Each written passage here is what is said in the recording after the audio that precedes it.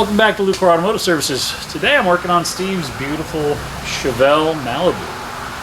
This thing is a super nice car. I'm glad that he lets me work on it and go for our test drives because that is oftentimes the best part. Today's just a little maintenance and a little overlook. Changing the rear diff fluid. He's put 500 miles on it. It's time to change out our diff fluid, make sure everything looks good in there. It's got a ball joint vibration, and he doesn't feel that it has enough power. I checked the timing. We're at 34 degrees all in. We're going to bump that up to 36, maybe even 38 all in timing, as long as it starts easy and doesn't work the starter over when it starts up. We should be fine. We definitely have good action on the distributor. Sounds like it's stumbling a little. I was using my one timing light and it wasn't working very well. So I used a different timing light and it seemed to be working more consistently. So we'll look into that a little bit more. I'm going to pull a couple plugs, check them, see if they're fouled. Or, figure out what's going on. We definitely have heat on all of our exhaust tubes. So we're definitely firing. Just don't seem to be firing well. So let's figure out what our loss of power is and go from there. Where's his list? Give me a list.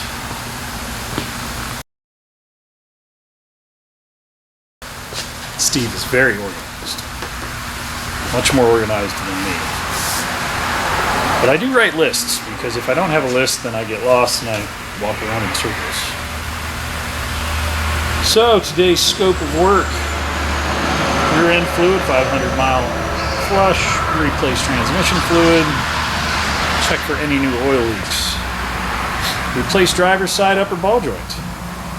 Steering wheel shakes up and down when traveling above 65. And I'm just going to go ahead and pop those off and rebalance them.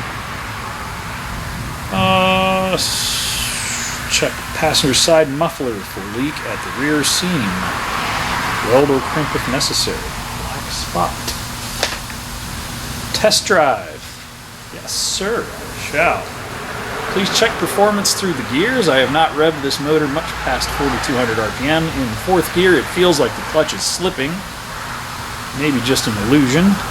My seat dyno feels the car should be peppier with the new gear set on launch. Otherwise, the car is great. Please use the black rubber pads when lifting the car. Please keep the car inside and out of the rain. Please do not test drive if it's wet out. I will do my best.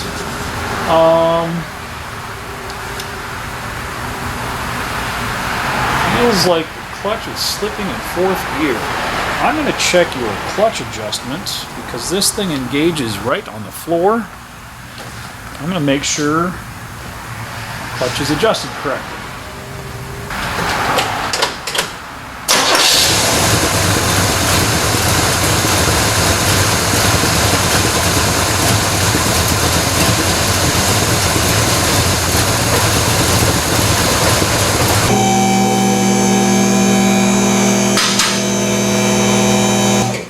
Zip these front tires off. We'll check the balance.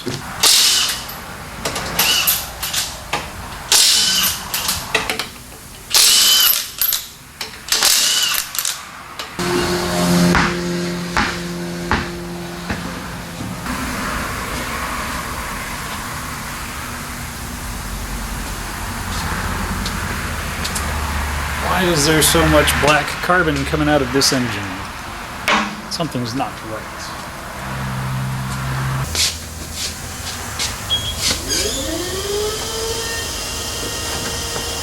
I think we got a bad tire. Balanced two of the other ones out. They were perfect.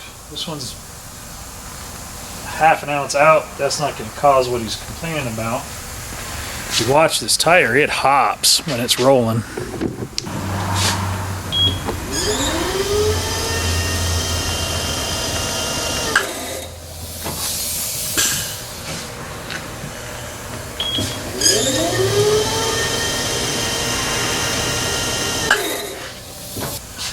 I would say that tire is our culprit.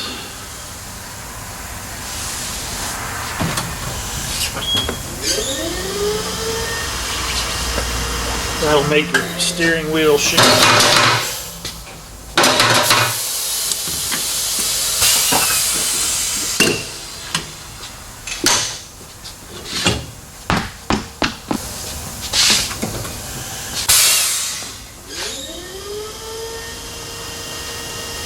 That one looks manageable. And it's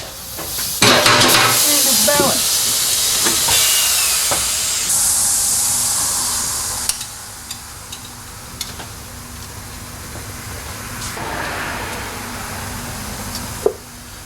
We are definitely carbon fouled the plugs. That's probably a big part of your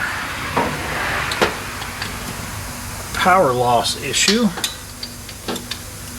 We just put this carb on, and it's allegedly jetted correctly for this car. So I guess I need to try and find some solutions for that. Oh yeah, we are making coal with this thing. So let's pull all the plugs, clean the plugs, and figure out why we're creating carbon footprints.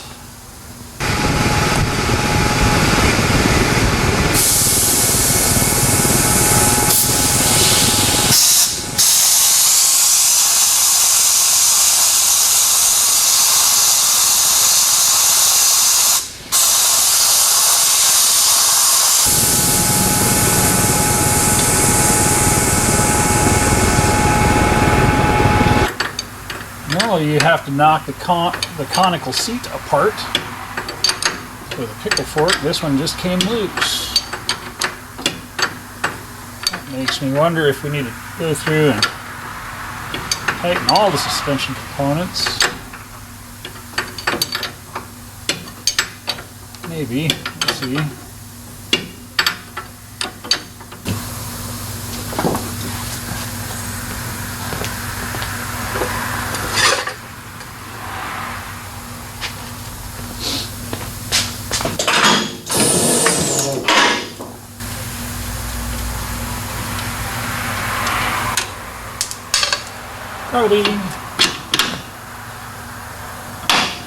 Screw.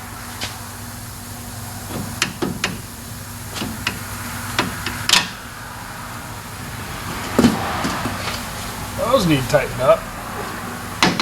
Yeah, we're going to tighten up everything on this car.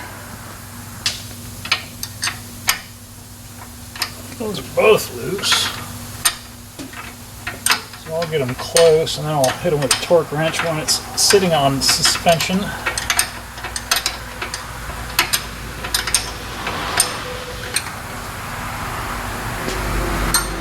It's not something you would normally check during an alignment. Let's change this joint out real quick.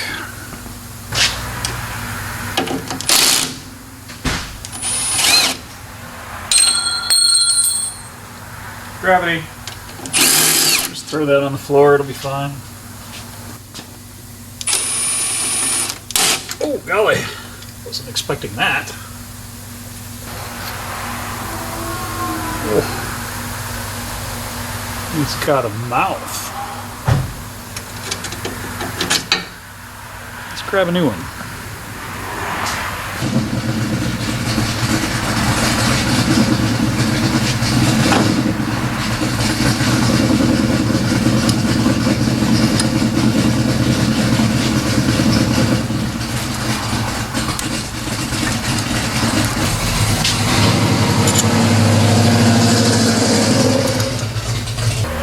These have a recess, so if you overfill your grease, it shoots it out this little passage, and I always point those inboard.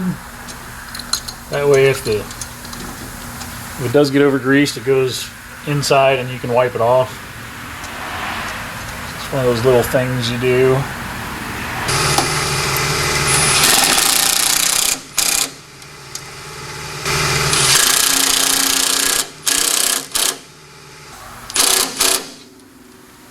Click.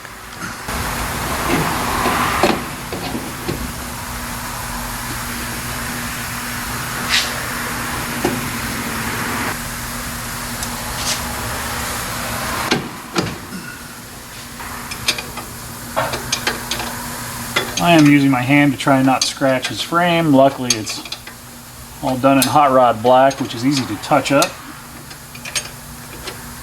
I like doing my chassis on my cars in satin black like this too, because if you damage something or scratch something, it's not a big deal. You just hit it with paint, touch it right back up, make it look good again. Put the cotter key in.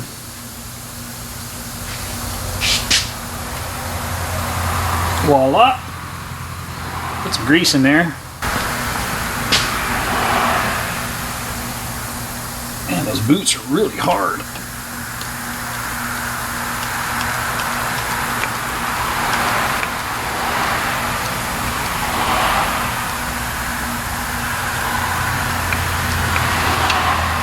Should do it.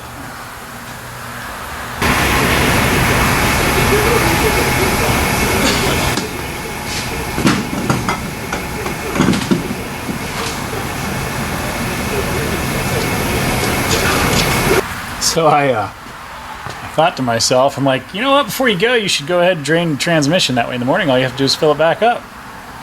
So I'm like, all right, well, there's the fill plug. And that's normally where the drain plug is. And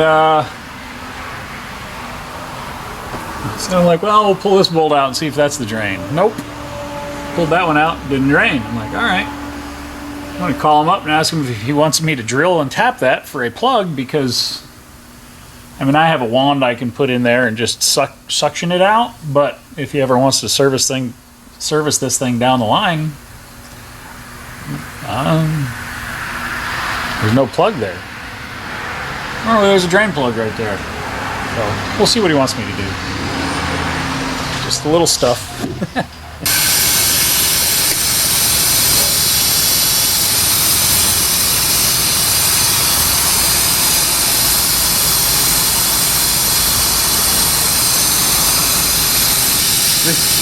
So in order to drain it, you just stick it in the fill hole and suck?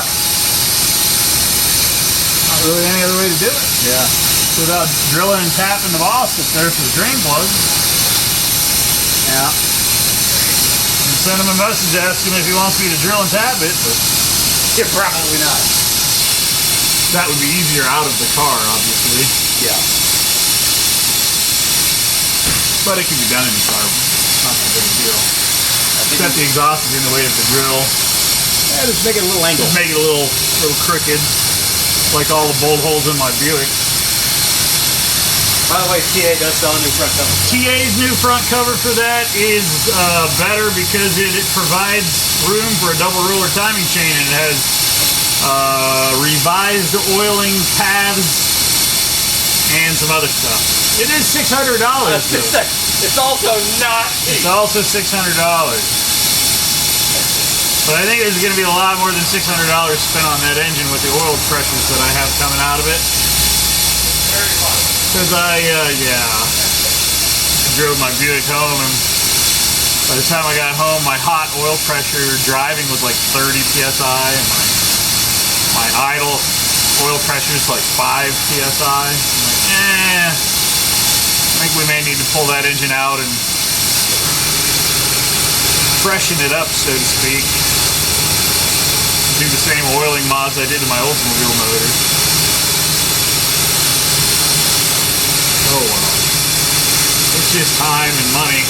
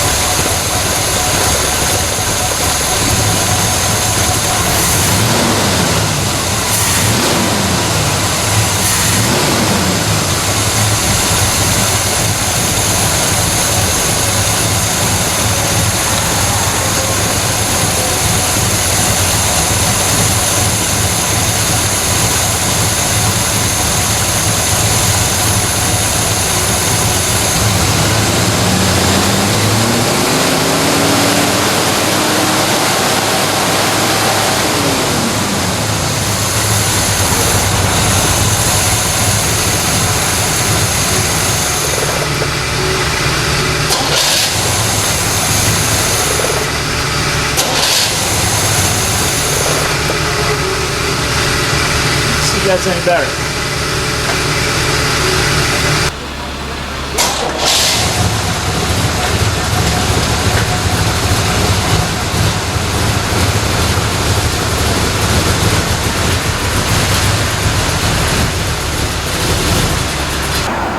Well, I leaned out the carburetor settings a little bit, bumped the timing up a little bit. I'm going to take it for a test drive. It's running better after cleaning the spark plugs and making those setting adjustments. Going to run it down the road, see if it has an issue with the clutch, because he said he was concerned with the clutch slipping in fourth, so we're going to go check that out. So I'm going to go for a test drive. It's a beautiful day for a test drive, I will say. I don't think I could ask for any better weather. 82 and sunny without a cloud in the sky. I'll take it.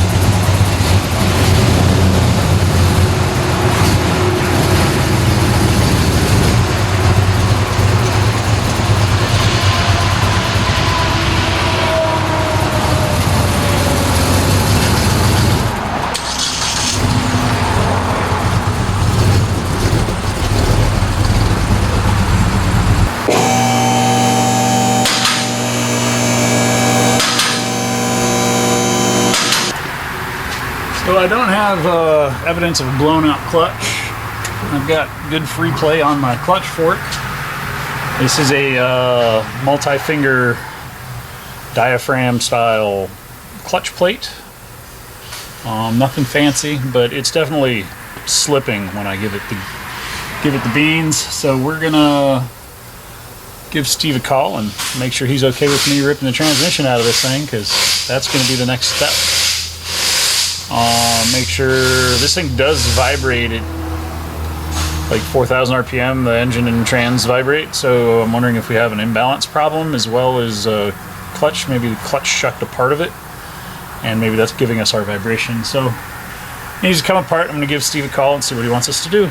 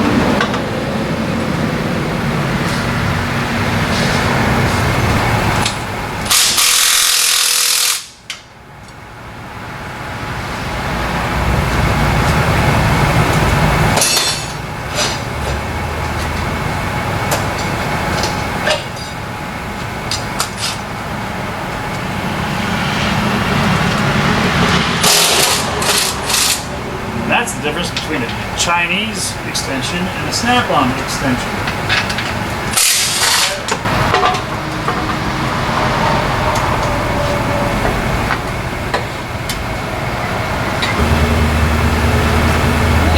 his trans is leaking. I think that's where his oil leak's coming from on the back of the engine. I don't think it's an engine leak.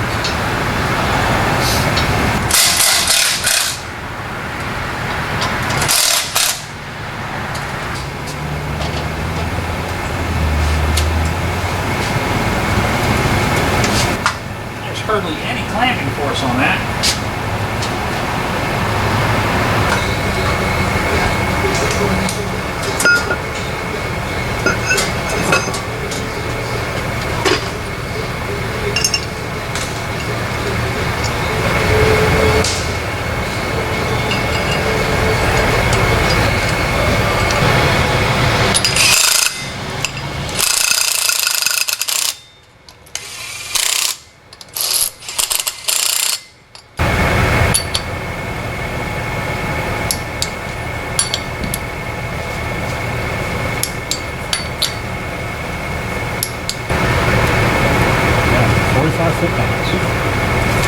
Alright. ARP fasteners are wonderful, wonderful, wonderful nuts and bolts and hardware. But the washers are specific, and there's a bevel. The bevel goes towards the head of the bolts. And a lot of people don't know that. I guess they don't read the directions. That's fine, but if you spend all this money on really nice hardware, you probably should install it correctly. Got a nice new Luke clutch. Non-asbestos. That's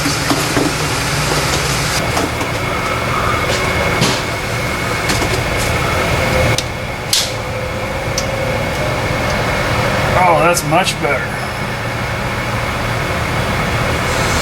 I don't know if you can see this, but you can see like half the clutch disc. So we're going to have good clamping force on this clutch. Our other clutch had awful clamping force, so it was just breaking the clutch away. Just for whatever reason, this clutch has this pressure plate digging through. Isn't built right, or it's the wrong piece. I don't know, but that's our problem. That's why we were not having any power to the pavement. That's also why that brand new flywheel that was in this was hot spot. Flywheel side.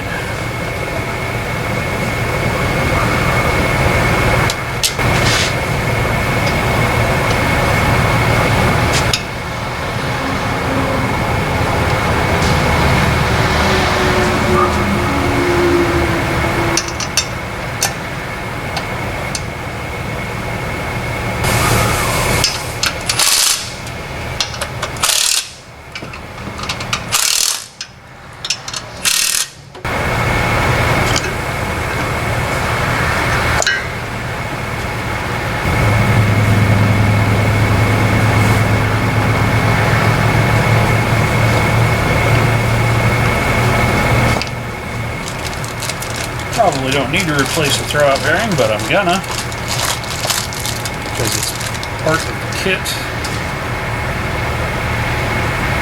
And the other clutch didn't work real well, so I don't feel like using any of the parts from it.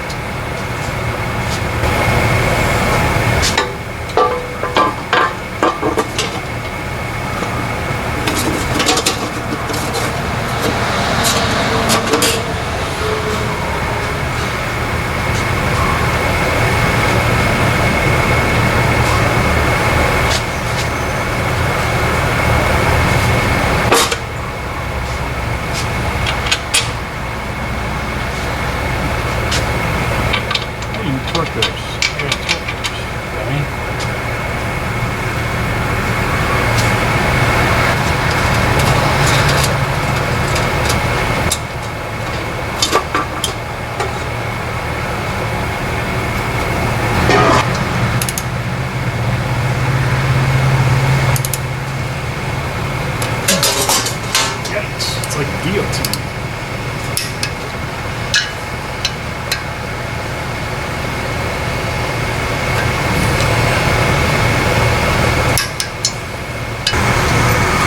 I found these pretty things.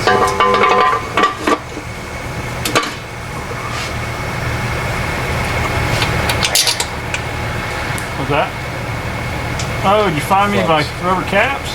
They do not exist in hardware stores, but they exist in an auto parts store. Really? It just takes you 20 minutes to check out at Napa to get them. Yeah. There you go. Hopefully you only need 2 of these. I only needed 1 of these, so I'm good.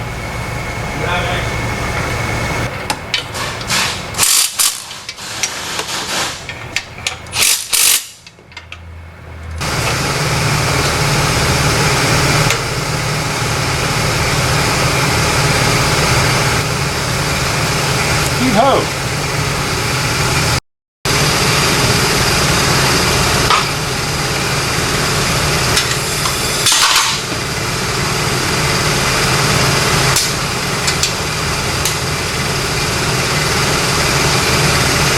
I keep reminding myself I'm not 20 anymore.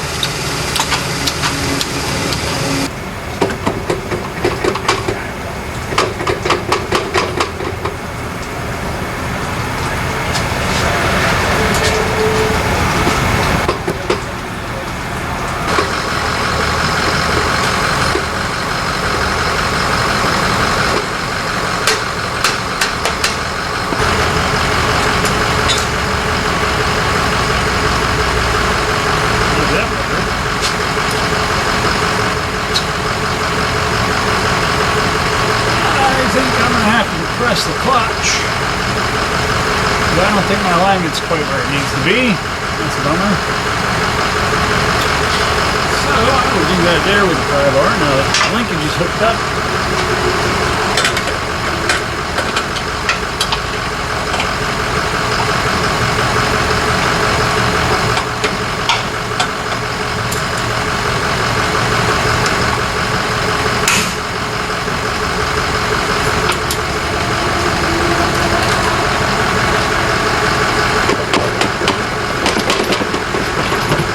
There we go.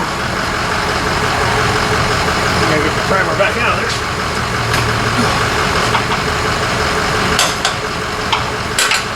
Go. A little alignment issue. Probably could have gotten that clutch aligned a little better. It's alright, we overcame it.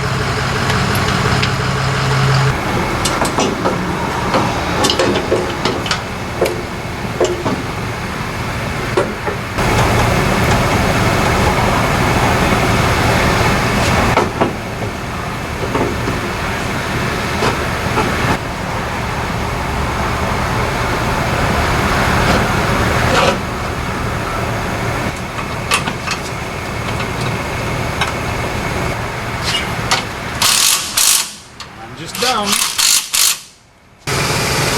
Oh, where's my nuts? I'm always walking around looking for my nuts.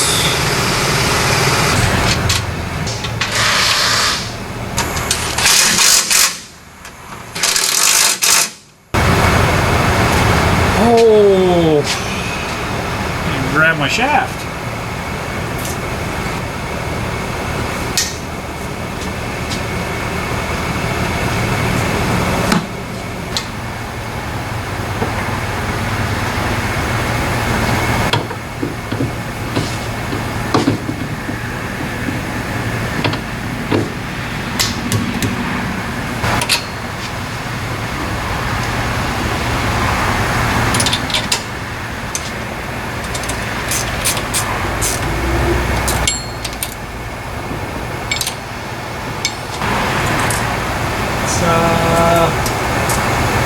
Put our shifter back on it and see if the clutch holds now.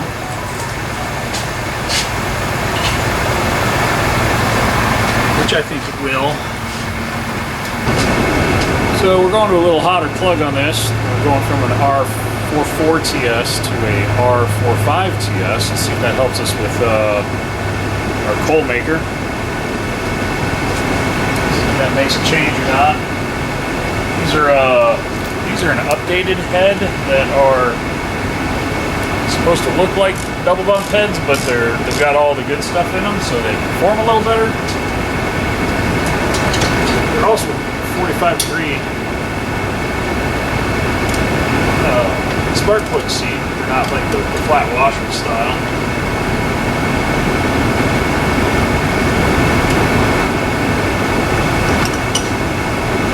so they're pretty quick to change out. This side, the plugs are underneath the AC compressor, so I usually do them from fender well because it's just easier.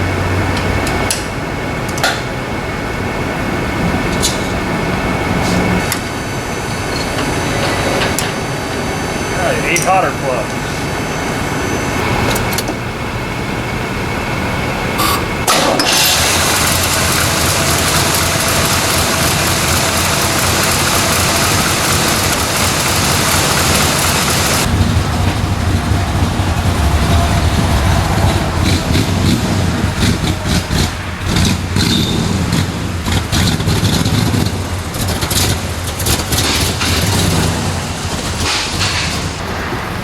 I wonder if the choke's opening up on that thing. Maybe the choke is killing it at idle, cold. I don't know. I'll have to look into that.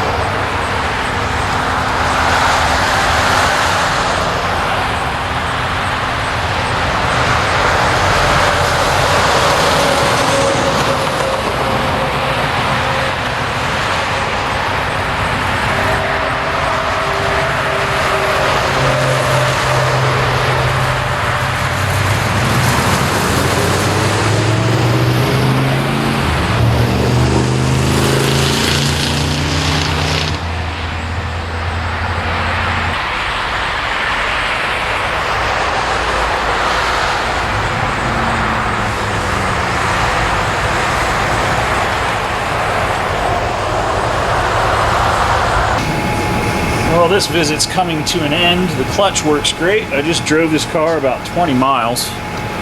And my plugs are looking really good.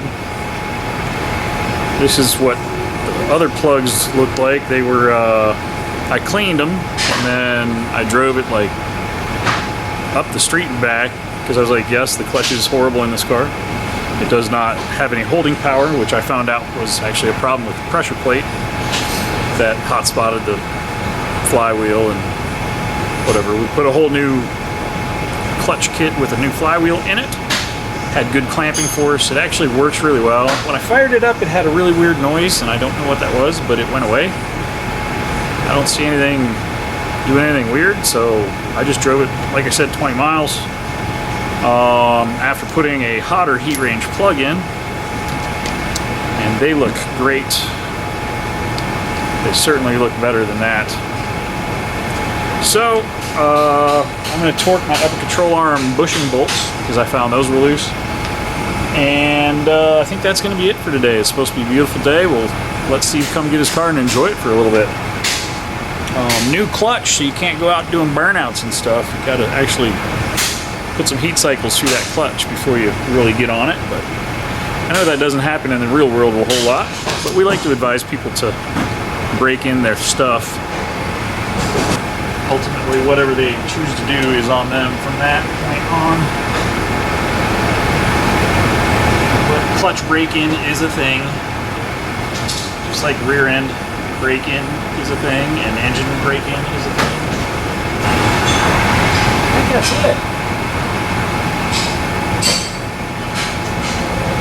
Well, I think that's going to be about it for this episode with Steve's 68 Chevelle Malibu. Thanks for coming along for the ride. Still an amazing car. We're going to do a little research on these heads to see if we can resolve what I think we have going on with the black plugs. I believe the choke is not opening all the way because it's a bimetallic strip in the intake, and I'm guessing that these updated heads don't heat the intake as much as a factory style would, so that bimetallic strip needs to be lighter duty so that it will open sooner or with less heat, or open faster with less heat.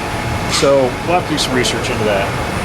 But the clutch problem's resolved. The tire vibration is a bad tire. The right front tire's wobbly. Torque my control arm bolts, put on a ball joint, found a couple other things.